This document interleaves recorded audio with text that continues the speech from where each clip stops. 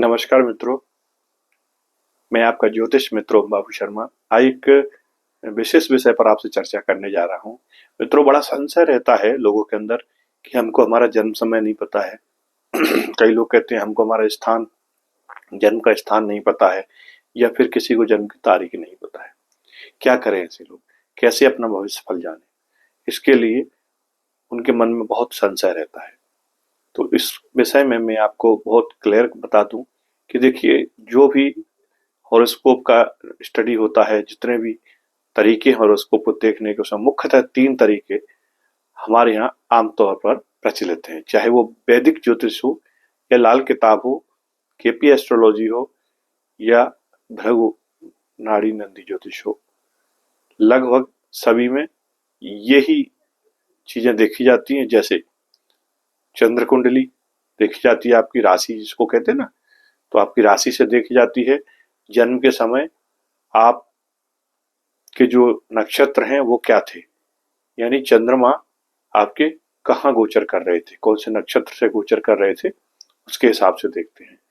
दूसरा जो हम देखते हैं, वो देखते हैं आपका सूर्य कुंडली, यानी सूर्य आपकी कुंडली में कहाँ बैठे हुए हैं। 2 तरीके हो गए। तीसरा जो तरीका है वो होता है कि प्रश्न काल कुंडली बनाते हैं।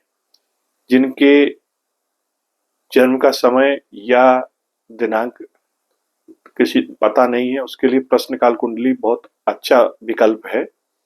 और उसमें एक बार में कोशिश करना चाहिए एक ही प्रश्न हम पूछें, लेकिन फिर भी आप एक से अधिक भी पूछ सकते हैं, तब भी कोई उसमें इशू नहीं है, लेकिन उसका भी तरीका है।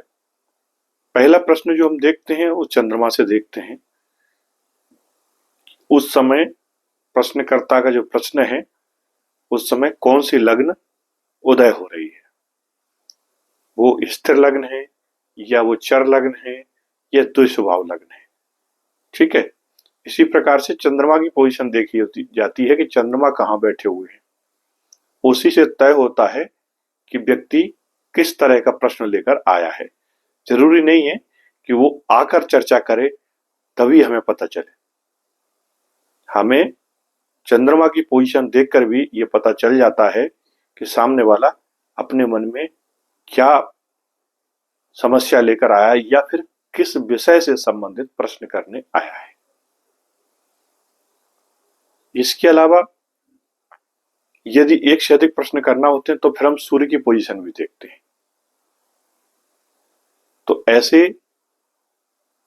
हमारे प्रश्नों के और हमारी जिज्ञासा का आंसर हम ज्योतिष के माध्यम से देते हैं। वैदिक ज्योतिष में जहां हम लग्न कुंडली, नवांशा या चंद्र कुंडली देखते हैं, वहीं जो भृगु नाड़ी ज्योतिष है, उसमें हम गुरु से लेते हैं, बृहस्पति से। जैसे वैदिक में देखते हैं कि चंद्रमा कहाँ बैठे हुए हैं, वहां हम राशि मानते हैं। भृगुनंदी नाड़ी ज्योतिष में गुरु कहाँ बैठे हैं, वहां से हम काउंटिंग शुरू करते हैं, उसी को लग्न मानते हैं।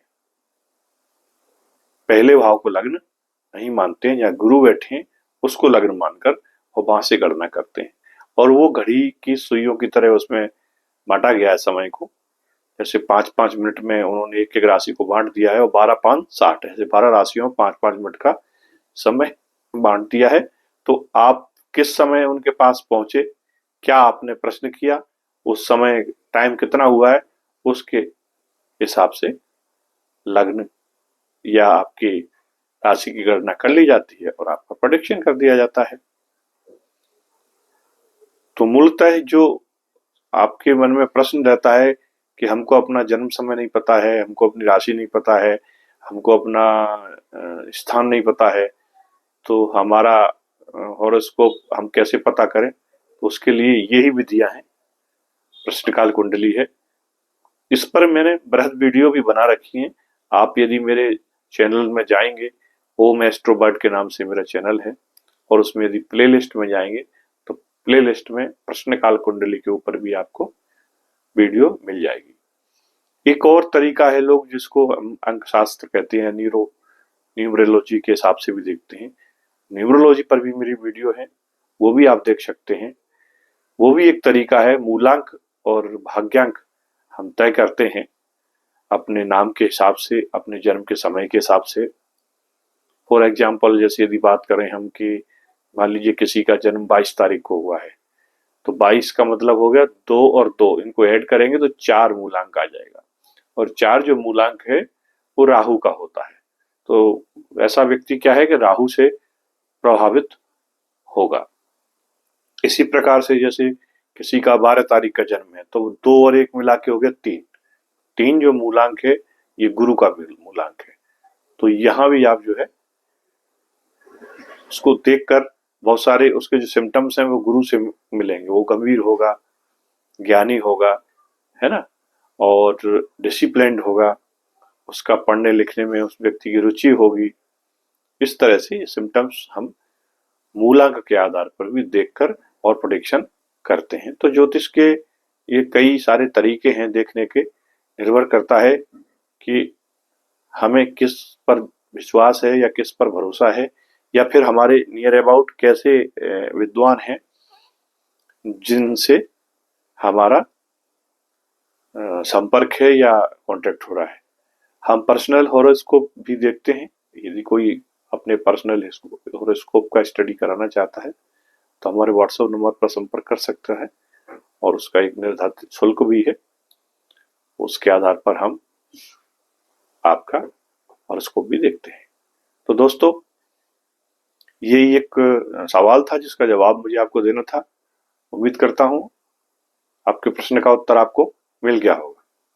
मिलते हैं फिर अगले वीडियो में अगले विषय के साथ। तब तक के लिए नमस्कार।